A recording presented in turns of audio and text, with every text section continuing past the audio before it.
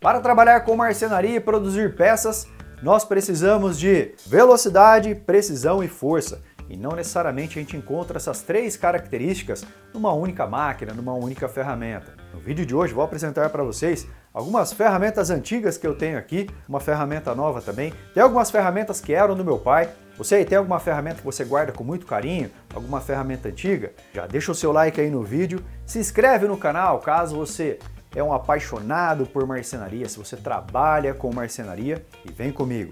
Sejam todos bem-vindos ao canal de Marcenaria Amadora.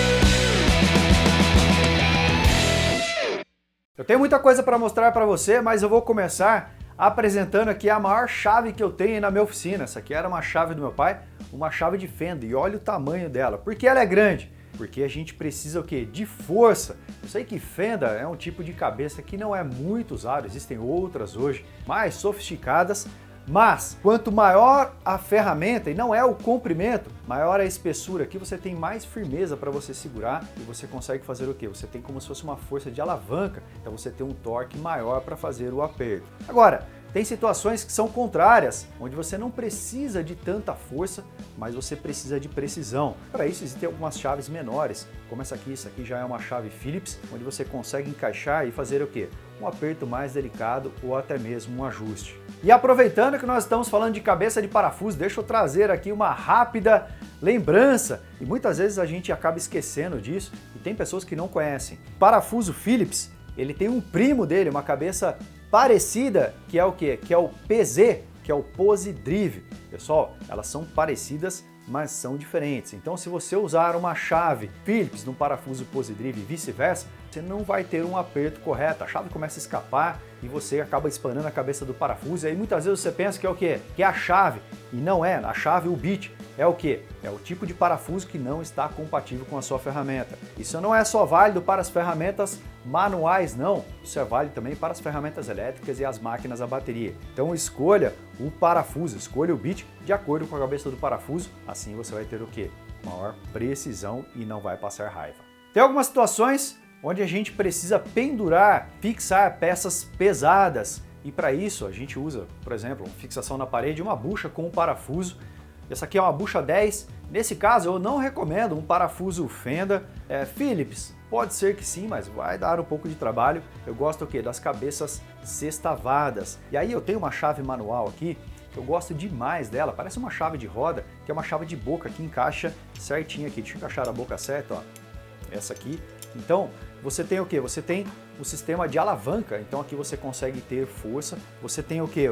Um ótimo encaixe aqui também, então não fica escorregando e você consegue ter aquele aperto. Isso não é só válido para as chaves manuais, então você tem também para as máquinas elétricas, para as máquinas a bateria, esse bit aqui que encaixa o bit sextavado. Você até pode usar uma chave de boca como essa aqui, mas aí você encaixa, acaba o quê? Escorregando, então eu gosto demais desse tipo de encaixe que a gente chama encaixe canhão. Tem também uma ferramenta parecida, que é essa aqui, ó, ela parece uma chave manual, uma chave de fenda, uma chave de Phillips, mas você tem um encaixe sextavado aqui também, então você consegue ter o quê? Um ótimo aperto. E tem situações onde você, mesmo tendo uma cabeça sextavada, você não precisa de tanta força. Eu tenho aqui, ó, uma bucha americana, então ela tem um material mais macio, e aí você precisa ter um controle. Então se você vier com muita força aqui, você acaba o quê?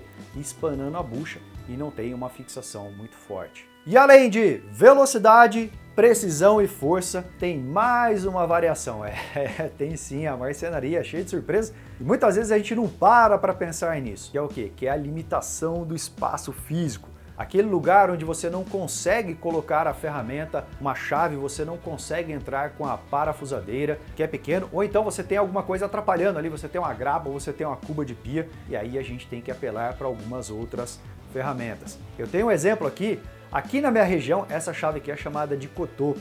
Outro dia numa live me disseram que ela tem outros nomes, então coloca aqui no campo de comentários como chama essa chave aí na sua região. E aproveitando, eu queria mostrar para você uma máquina elétrica, que é uma ferramenta que eu ganhei aqui de presente, e ela resolve esse tipo de problema. Ela não é uma máquina extremamente veloz, mas é uma máquina que faz o quê? Que ela consegue entrar onde nenhuma outra ferramenta ou máquina portátil consegue entrar. Dá uma olhada só.